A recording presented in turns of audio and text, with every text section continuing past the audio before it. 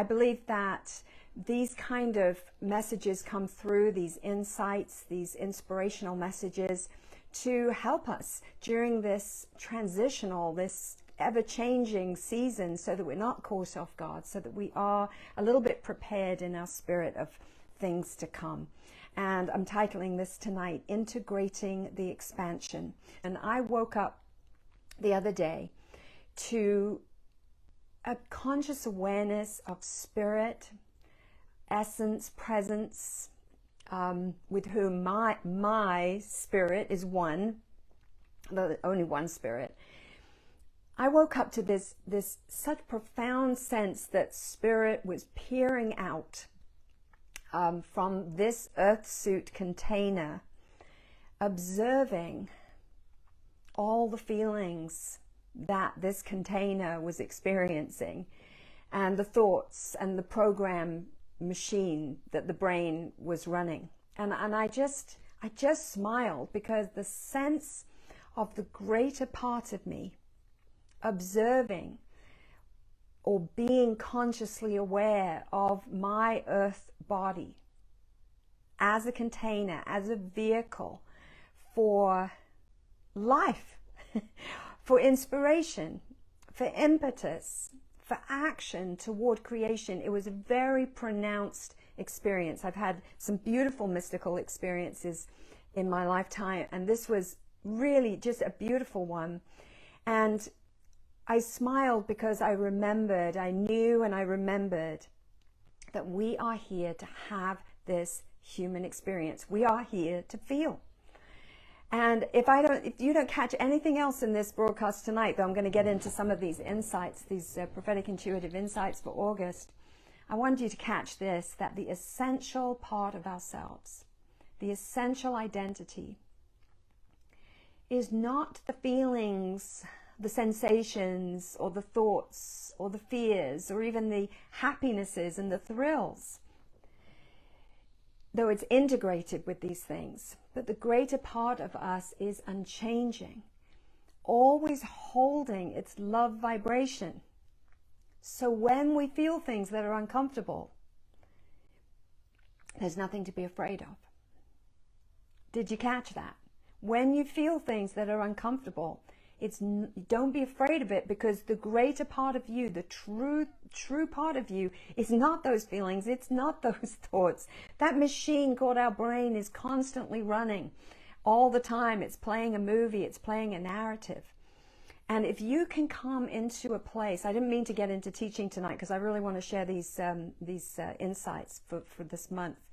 But if you can gradually more and more practice recognizing your essential self, and this is something I do one-on-one coaching for, and we'll be beginning some workshops for this coming fall, to really help us to acclimatize to the greater part of ourselves, of our essential identity. When you can recognize that that's the greater part of you, and it's observing and it's experiencing in this earth suit, and that you're here to live, and that whether the feeling is good, bad, or anything in between, that's the human experience. That's what we came here to do.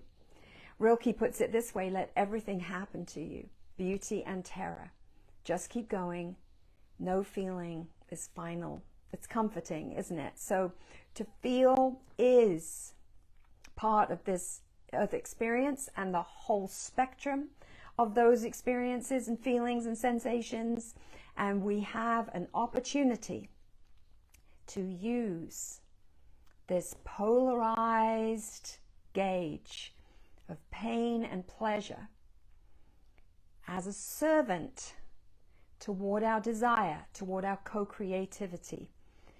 And this is part of why we're here, right? To master the body, to master its functions from the government, the influence of source.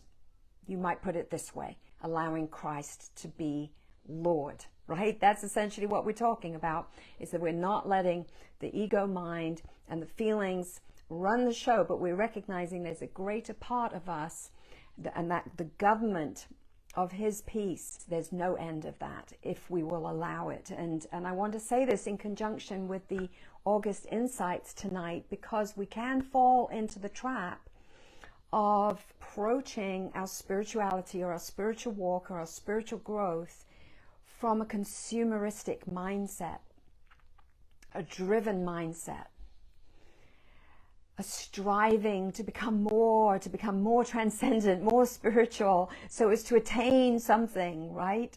And it's really not about trying to be more. It's about releasing everything that is actually hiding and obscuring the truth of who we are right now. So let's not get into that. So that brings me to point number 1 for these August insights, is what I'm hearing Spirit saying is Marie Kondo it. And if you don't know what that is, that's the woman that wrote Spark Joy. Simplify. If it doesn't spark joy in your life, let it go. If it's feeling heavy, if it's feeling weighty, if it's feeling like a heavy burden, if it's not sparking joy in your life, even though you may have dragged that dream, dragged that hope, dragged that wish, have an attachment to that thing, have found yourself in some kind of contractual agreement with your words toward a certain thing, but if it's not sparking joy, let it go, or let it reshape, let it transmute and reform into something that does spark joy, right? If a spiritual practice doesn't seem to be working anymore, let it go, because there's a plethora of possibilities and opportunities that sometimes we just want to beat the thing and we're ready actually for something brand new. We may be ready for a season of nothing. We may be ready for a season of just simply being still, and not another spiritual practice, and not another thing to follow or listen to, or you know, consumeristic spirituality, right? So point number 1, Marie Kondo it. Let it, if it doesn't spark joy, just let it go, including spiritual practices. Back to basics, stabilizing the essentials. Simplification, I believe it's about slow, stable, slow and steady wins the race, self-reliant, self-disciplined grounding, because we need to integrate the expansion, right? We just talked about how the purpose of life is to live. Alan Watts phrased it that way. That's what we're doing this spiritual work for, so that we can enjoy life. Maybe we need to get our heads out of some books this August and just grab the last bit of summer and live and enjoy and just really participate in the beauty of life, and let all those feelings come through and realize that we're here to experience that. That is part of the earth experience. So we're here to live. We're here to experience the fire of life, live passionately, live on fire. But I believe that one of the points here is that we can experience a wildfire that leads to burnout. We can be so wild in our fire that we need to be careful that we're not burning out in such a way that we can't nurture that flame in a constructive way. Does that make sense? So I believe that part of August is about grounding into, now from fire into earth, into structure, into something that can be built, something that can nurture that flame. It may be a work, it may be some kind of dream, it may be some kind of spiritual offering or work of service that you've been contemplating for a long time. And now might just be the time to do it, to actually take all of the expansion, take all of the learning, take all of the knowledge, take all of the revelation, and now ground it into a structure where that flame can burn consistently and brightly and be nurtured within a structure. And in terms of a relationship, you know, I was talking about this with someone on Sunday. You know, it's important when we're in these earth bodies that we have some kind of boundary or sacred structure in intimate relationships, where a foundation for emotional groundwork and practical groundwork is laid, so that that fire of passion can have a safe and secure place to do its burning. And that way nobody gets burned, right? Nobody gets burnt. So yeah, we want to be ablaze with the fire of life, but we need to ground that into some kind of safe, not a prison box, but some kind of structure. And this will mean different things to different people, so I'm being kind of generic with it. Loving in fire with the earth structure. Why? So that the waters of life, the waters of emotion are not spilled because of leaky boundaries or unsafe boundaries. So that emotions can actually be felt, but not become like a destructive tidal wave, washing sensibilities and focuses out to sea. And Rachel says, yeah, there's definitely a shift and blending going on, a stabilization. Beautiful. I'm glad that you resonate. I'm really sensing this. We have been really doing the work, and there've been some sparks and some fireworks, and I'm just, as I say, I'm bringing this in balance to last week, because that was just a unpinching of the glory, and there was a few fire hydrants going off full blast. But we've got to balance it with stabilization, because we're not here to beam up and out of here. We're here to stabilize and to ground this beautiful expansion into the earth, into these bodies, and literally into the earth. But we'll save that for another time. Okay, so we've had the fire, that we're grounding into the earth with structure, so that the waters of life and the waters of emotion are not spilled with leaky boundaries and unsafe boundaries, so that we can actually feel what we need to feel, that we can feel the things that we are here to experience without it being like a tidal wave and leaving in just a ginormous mess. And never actually anything being built, never actually any legacy being constructed to house the expansion, to integrate the expansion. Okay, and air. We're balancing all these elements with wise thought and wise communication. Zipping this just a little bit to think. Is it useful? Is it helpful? Does it build anybody up? Is it useful? Is it helpful? Does it build me up? And operating with that beautiful balance of air, of the wise thought and communication, because our true spirituality is going to be experienced, and I know this is a scary word for some of us, in a disciplined balance within the earth, within the temple. Yes, a disciplined balance, so that, and we've said it a different way a few minutes ago, so that the fifth element of higher consciousness can be crowned and open to the divine inspiration and function as Lord, so to speak, right? So we've got this balance, we've got this sacred site, we've got this temple that's not just all over the show, that's just grounded, so that the fifth element of higher consciousness can be that crown, that king, and open, and we can be open to the divine and allow that lordship, that influence, if you like. Okay, so point number 3 for August. Let's build the sacred site. We're building it with optimum clarity and honesty. Okay, well, what am I talking about? Walking in the light. Journeying in light, journeying in non-illusion, journeying in honesty with ourself. This is how we build the sacred site. Not just any old site. You're a sacred site. I had a message on that a few weeks ago. It's up on YouTube if you want to check it out. In other words, we're refining, sacred beings we are. We're refining our values. We're refining our needs. Right? We're building with care and deliberation a sacred site, a temple that can house the glory, that can house this worth, that can be a literal embodiment of the regality and wisdom of Christ, of Source. So last week we talked about not pinching off the glory, and this week, perhaps for some an unexpected course or course change, not really, just a balancing from the more fiery element of August, but just as important is embodying this liberated glory in a way that it can actually be useful on the planet. You know, Philippians talks about how Jesus did not consider it robbery to be equal with God.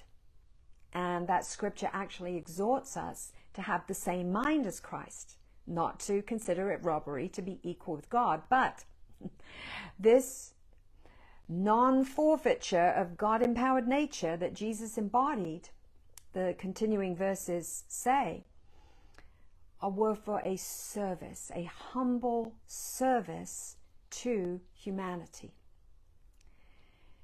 So perhaps August is a time, and I believe it is, to redefine our service to those around us. What is my spiritual service? I've expanded. I've grown in leaps and bounds. I've done my soul work, right? I'm unpinching the glory. I'm remembering my essential identity. I'm beginning to recognize more and more that the greater part of who I am is integrated with, but is not entirely my thoughts, my feelings, all the things that are going on in my body. I'm integrated with that because I'm living in an earth experience, but the greater part of who I am holds the love vibration. And holding that love vibration when I feel out of whack, when I feel bad, that is reminding me that I've slipped off of my highest optimum place of vibration. Yeah? So it's a beautiful gift to feel rotten. When you feel crummy, that's you reminding you that something's out of alignment. When you feel crummy, that's you reminding you that you're not operating in the greatest part of you and as your highest self, your true self, your in Christ self, however you want to say it. But we want to do something with all of this brilliance. And I believe that we are stabilizing now. We are redefining our service, our spiritual service. And we're getting clearer about our mission and being about our Father's business, so to speak. Number 4, I believe, insight for August is allowing time for new foundations to dry. If you're getting familiar with some new wings, allow them to dry. Be careful now as you are integrating this expansion, right? And you may have relayed a whole new foundation in your life. You may have been through months and months and months, like so many of us have, of old foundations getting ripped up. And we've been relaying some new groundwork. And don't rush. Don't rush ahead in the flesh, right? In the excitement, in the spark of some of those revelation flashes. Don't run ahead until the foundation is laid and dried. Be careful not to fly into a field trip of immature children. If you're a new butterfly with new wings who are just waiting to capture you in their nets. Strengthen. Be intentional. We need the elements in their higher or highest expression, and this takes discipline. This takes conscientiousness, temperance, balance. So there's no spills, no burnout, no collapses of ideas or new businesses or relationships 3 months from now because we didn't take time to establish the foundation and let it dry and put those stabilizers into the ground, right? Slow and steady wins the race. Really isn't a race against anyone. What we're doing is we're gaining mastery over our own self-sabotaging patterns. And if there's any race, we're racing against the clock of sloppy co-creation. And minds running amok. We're gaining mastery now. If there's any race, it's against the clock of our own sloppy co-creating, our own spiritual schizophrenia, and just allowing ourselves to be unchecked and not keeping and holding our focus and our intention. I believe August is a time to anchor and do things healthily, to alchemize, and to allow a transformation of perspective so that we can perceive illusion from non-illusion, right? An alchemy. Number 5, embodying the knowingness. Embodying the knowingness. Asking Are my behaviors in alignment with my awareness and spiritual growth? Same kind of thing, saying it a slightly different way, but there's a fine-tuning to this. August, I believe, if we really want to use it in a very constructive way, yes, we continue to grow, but we're integrating the expansion. And I believe a very important point is embodying the knowingness. Checking in. Are my behaviors in alignment with my awareness, with my heightened awareness, with my spiritual growth? Or am I under the illusion that I'm actually getting more spiritual, but my life actually isn't changing at all? I would say that that's the broader picture for this month, leading into the next months ahead. Because when things start shaking in a really big way, we're going to want to feel stabilized. We're going to want to be grounded. Many of you are called to hold the light, to hold the glory. You are really redefining your spiritual service now. You're remembering it's not spiritual. This spiritual growth thing is not just to be driven with some kind of subconscious consumeristic mindset to become ever more spiritual and ever more amazing. And no, we've got to ground it now. Yeah, and I'm kind of saying the same thing over, but I really want to just hone that down. So I think that really speaks of the month ahead and the months to come, coming into October and then in the turn of the year, really being on the ground, strong, stable, new business, new ministry, new plan, new relationship, new concepts, new ideas, not just floating around out there and have to be buoyed up by another Sunday sermon every week, but actually grounded and integrated. What does that mean for you, right? Maybe you can think about that. All right, well, coming back to this week, I kind of went backwards, but coming back into this week, point number 6, we've got 3 more to go. This phrase, Christmas in August. Christmas in August, an expanded expression of Christ born in you through you. I want to say get ready to pull the Christmas crackers. Do you have Christmas crackers in the US? I think you do. Growing up, we always had Christmas crackers and they would make a big old loud snap. I think there's some surprises. I think there's some snaps. Maybe you've already experienced some. There's some bangs. There's some shocks. And I want to say expect the unexpected. Expect the unexpected. And I want to share a little story here very quickly that I want you to expect the unexpected in the best possible way. As I said, we always had Christmas crackers, and I can remember one Sunday lunch, my mom and dad, well, I knew that my dad had slipped something into the Christmas cracker, and what it was a beautiful onyx ring for my mom. And he liked to give gifts in all kinds of interesting ways. So he opened up the Christmas cracker and he slipped in this beautiful silver and black onyx ring into the Christmas cracker. And you know what you normally get, like a party hat and some kind of little plastic toy, right? I don't think the toys and the little prizes as good as they used to be, but he's put this ring in there and wrapped it all up. And he said, "Oh, Sylvie, hey, pull this cracker with me." And she pulled the cracker and it went snap. And there was this big, sort of little explosion there with the whatever it is, the little powder that's in the thing. And this thing came bouncing out and bounced onto the floor. And my dad was like, go, let's see what it is. What is it? What's your prize? And found the ring and he gave it to her. And she said, "Oh my goodness, they're putting really good prizes in the crackers these days."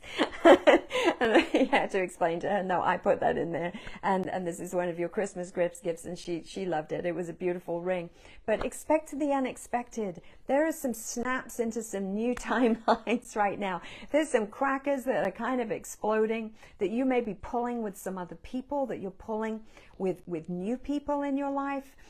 And expect the unexpected, but in a really really good way, right? Our minds are very powerful and creative, so the news is constantly kind of gearing us up to expect the unexpected in the wrong kind of way. But I want you to set your sights on abundance, on beautiful gifts coming through, on hopes and dreams beginning to be manifest. And I also believe another point with this one is revelation strikes. Revelation strikes just at the silliest moment. You might be having a shower, you might be doing the dishes, you might be walking down the road, you might be tying up your child's shoes, but I believe there's going to be some extraordinary downloads and revelation strikes, so be ready for them. And strikes resulting from revelation. Strikes and boycotts resulting from revelation. What am I talking about? Something's going to come through and you're going to suddenly see it. It's like a flash, like an illumination. You're going to suddenly see something that you couldn't previously see. And as a result of that revelation and that illumination, you're going to go on strike with something that is just it's old energy. There's a doneness to it, and you just know, I can't go back. I've got to step away from that once and for all. So we're saying, I see this for what it is. We're saying, I'm not playing in those dense, dark timelines and illusions anymore. I'm ready to snap into a new timeline. I'm not towing that old line anymore. Constructs and false identities are falling away quickly now, but leaving many feeling like the rug is getting pulled or got pulled from underneath your feet. You might feel a little destabilized for a portion of this next season. But I want to say, for some, this shock could be the catalyst that forces them to look to higher ground, to embody a higher consciousness, right? When it gets bad enough, we'll be willing to change, right? For others, this pulling of the rug out from under the feet is going to be a cleaning out of the moths and the dustiness and the rust that's in a rug that's been weaved from old subconscious patterns. So let the rug get pulled out so something clean and fresh can be laid, something new with a foundation of the pillars of honesty, authenticity, and soul mission and love. Okay? Number 7, insight for August. I love this one. We got 2 more. Here comes the sun. Here comes the sun. DNA upgrades, light infusions, illuminations, things in darkness touched by light. And the admonition that I'm hearing with this is, do not take cover. Do not take cover. Here comes the sun. Don't take cover. When cognitive dissonance arises, recognize it for what it is and face the questions head on. Approach questions and doubts with healthy curiosity, because something is trying to bust us out of the things that are going to take us down with the rubble when the constructs start crumbling in a really big way, not too long from now. Okay, so that's pretty serious, but I'm saying it in a light-hearted way. Don't take cover. See the cognitive dissonance for what it is. Be willing to open to the light so that you can allow light to come into some areas of your being, areas of your experience that perhaps are still hidden away and tucked into the little basement pockets. Here comes the sun. Solar minimum to solar maximum. I don't know if you know this, but we have been in a season of what's called solar minimum.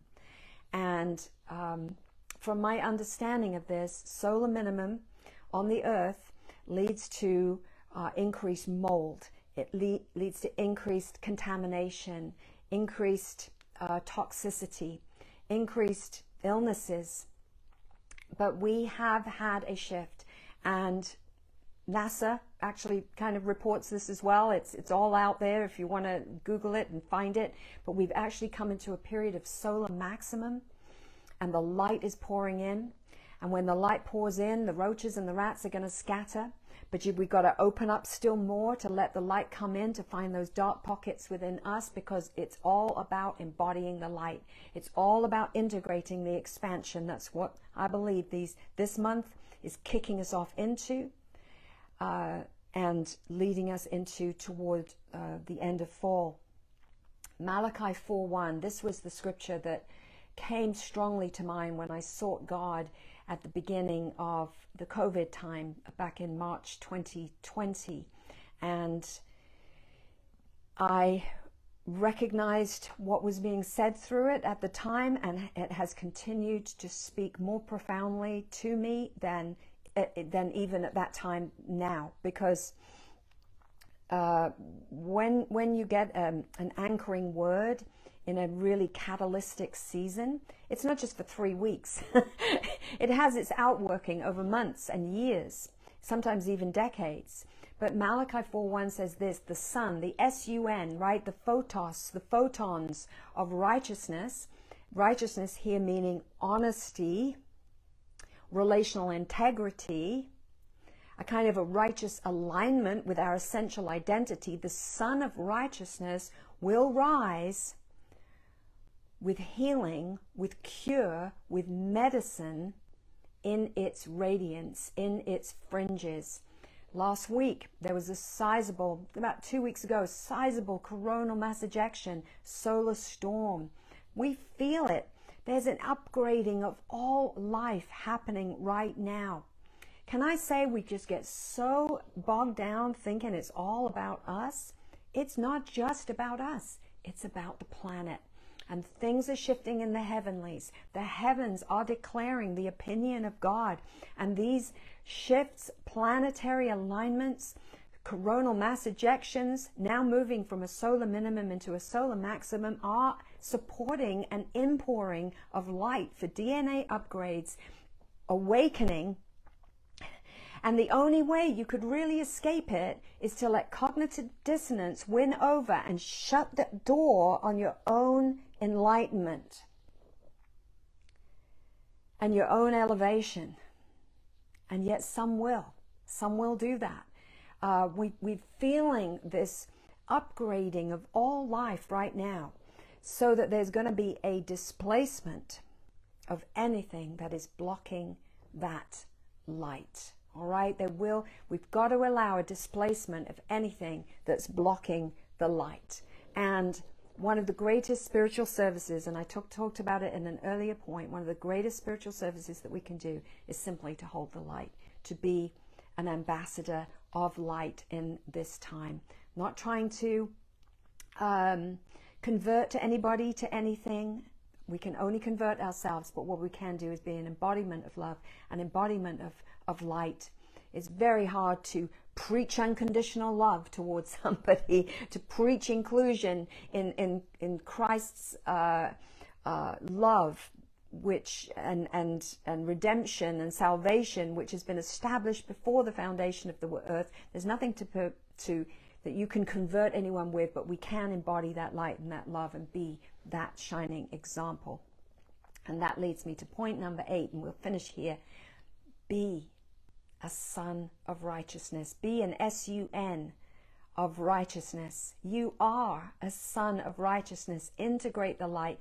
Let the morning star arise in your heart. Yes, heart life, heart center activations.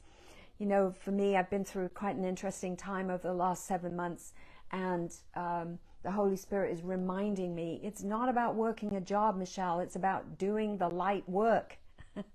Right? You are the light of the world, Jesus said. Can we just remind ourselves of that? I am the light of the world, and I'm embodying this light right now. You're embodying this light right now, and we want to open up.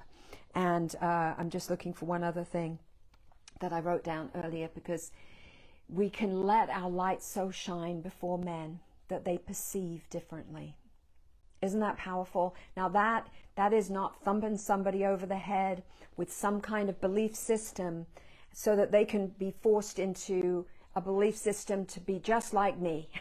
Right? What we want to do for people is to let our light so shine that men perceive God, that they know God experientially for themselves. And if it's an experiential knowing, it's going to be slightly different for everybody. So we might as well just get over that right now. And we are being the son of righteousness. We're letting that morning star arise in our heart. It's really all about that heart energy center opening up, being unblocked, okay, and being that light of the world. Daniel 12:3, and I'll finish here. The wise will shine like the brightest of the heavens, and those who lead many to righteousness will shine like the stars forever. The wise will Zohar is what it's saying. The wise will Zohar, which means the wise will be light. If you want to be wise, be light. Integrate the expansion. Don't just go to another session. Don't just show up at another sermon. Don't just play another message. Ask yourself, am I integrating this light in my actions, in my life, in a balanced, structured container in this earth suit life that I'm living on earth? Because I think we've made the mistake of thinking it's about beaming up and out of here. And I want to say, I think it's really much more about bringing and grounding the light into the earth. And earth along with us is also getting her upgrades. And we're doing this all together because we're all connected. It's all connected together. Okay, so the wise will be light. And this light, I don't have time to talk about it right now, but if you want to hear more about this, listen to Dr. Kay Fairchild's amazing message from Sunday, because this being light is like an arc of radiance. Oh my goodness. And boy, oh boy, did Dr. Kay really bring that home in the most amazing way in her previous Sunday message. Those who clear their self in the Hebrew, really, and I won't go into the words of the Hebrew words, but those who clear their self, those who don't stay in the obscurity, in the skotos, in the darkness, but allow a clearing, those who step into the abundance of who they are, will shine like stars forever and ever. Those who are light, be light and abundance. You are the stars. You are the stars. You are the rising stars of this hour. Many of you are called to be leaders. You are reluctantly now stepping out of the dark wings into the spotlight to be the stargate for the light expansion that is coming into the earth. And in this August time, we are not only thinking in spiritual terms, but we're finding a balance between the four elements of the fire of life in the earth grounded body, so that the waters of life and the emotions of life don't spill over through leaky boundaries, so that our relationships can be strong, so that our intentions can be stabilized, so that our focus can be clear, so that we can set our face like flint, so that we can embody this light and shine before men, so that they might perceive the source of all. Be the star that you are. I hope this has encouraged you tonight. Please share it out. If you would like some help with your essential identity work, or any part of your journey that you're going through right now, visit me at michellefrancesca.com. And I really appreciate all the time that we get to spend together, because, friends, it's important. It really is important. Let's be about our Father's business. Refine your service to humanity.